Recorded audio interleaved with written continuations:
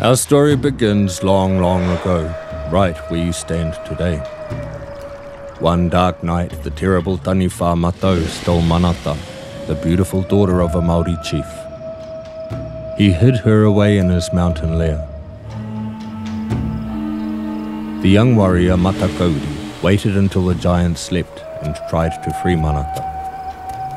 The ropes were too strong, but she started to cry. Her tears melted away the ropes and Matakauri could take her back to safety.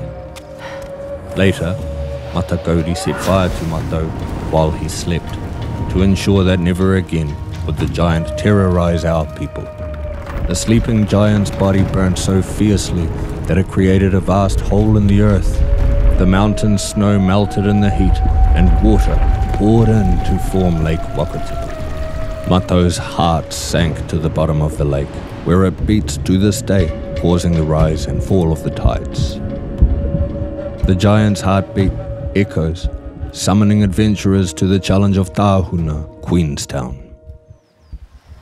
For many years, the call drew kaitahu adventurers. Every summer they made their way through steep gorges and over mighty mountains, gathering kai and precious pounamu. In 1853, Tuturau chief Te Reko and his friend Kaikoura guided the farmer Nathaniel Chalmers, who became the first European to glimpse the great Lake Wakatipu. Soon after, William Rees and Nicholas von Tunzelman made the arduous crossing of the Crown Range and claimed the land around the lake as their sheep stations. It wasn't long until Jack Tewa took William Rees down to the Arrow River and showed him gold. He was sworn to secrecy, but eventually word spread, and the call grew stronger as gold fever gripped the land. The first miners embarked on epic journeys to reach the gold-bearing rivers of Queenstown. They forged tracks into wild places, like the sheer ravines of Skipper's Canyon, where the road, clinging to the cliff, is considered one of the most daring in the world.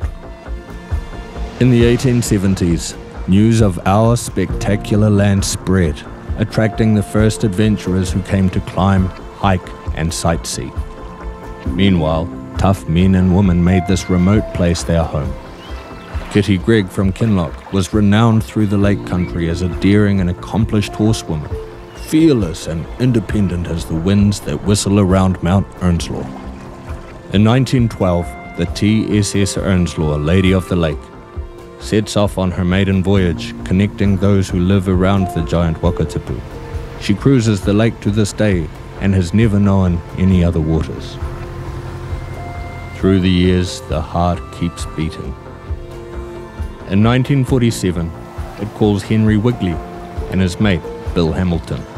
Inspired by their love of skiing, the pair steps up to a new challenge and install the first rope tow at Coronet Peak, creating New Zealand's first commercial ski resort.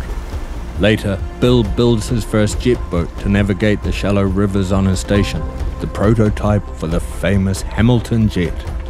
The same boat later inspires brothers Alan and Harold Malhop to start jet boat joyrides for 10 shillings a spin. The world's first commercial jet boat tour is born. Other pioneers pursued different passions. In the 1980s, Pinot pioneers Alan Brady, Grant and Greg Hay produced the first great New Zealand Pinot Noir, harnessing our land's mighty flavours. Henry Van Ash and AJ Hackett invite the world to conquer their fears and embrace adrenaline.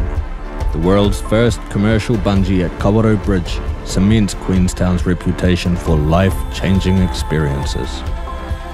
Many more adventurers have shaped our powerful place, and to this day, this land attracts those passionate enough to hear the giant's call. Here, adventure is our life force. The mountains are our home, and the lake is our heartbeat. Tahuna, Queenstown, home of adventure.